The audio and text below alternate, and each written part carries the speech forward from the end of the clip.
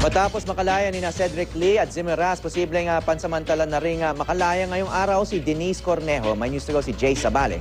Jay. Nakatakdangang magpiyansa ngayon si Denise Cornejo kasunod ng mga kapwa niyang akusadong sina Cedric Lee at Zimmer Ras na nakapagpiyansa naman kahapon.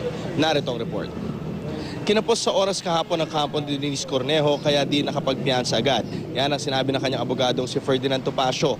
Ayon pa kay Topacio, bukod sa nangailangan pa silang mangalap at mangutang ng pamilya ni Cornejo kahapon para maabot ang 500,000 pesos na pampiyansa, di rin daw agad na kumpleto ang ilang dokumento na requirements. Pero ngayong araw ay kumpleto na raw ang perang pambayad at mga dokumento na isusumite sa Pasig RTC, saka pa lamang sasangguni sina Topacio sa branch 721 ni Judge Paz Esperanza Cortez ng Taguig RTC para naman ma-release na nga yung kanyang mga papeles. Handa raw ang legal counsel ni Cornejo sa matagalang bakbakan sa hudikatura.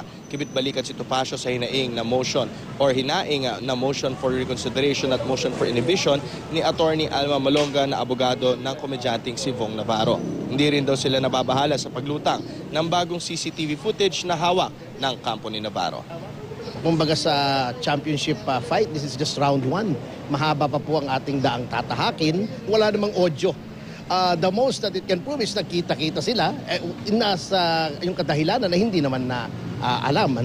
Pangit yung style na yun ni Atty. Malonga at style na niya yun. Sabagat alam ko yan for a fact, yung sa isang kaso involving Miss Claudine Barreto, ganyan din ang ginawa niya. Binubuli niya yung huwes pangit yung style na yun na dapat malaman ni Atty. Malonga yun.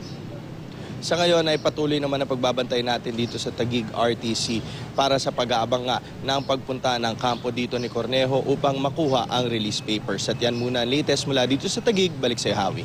Maraming salamat, Jay Sabale.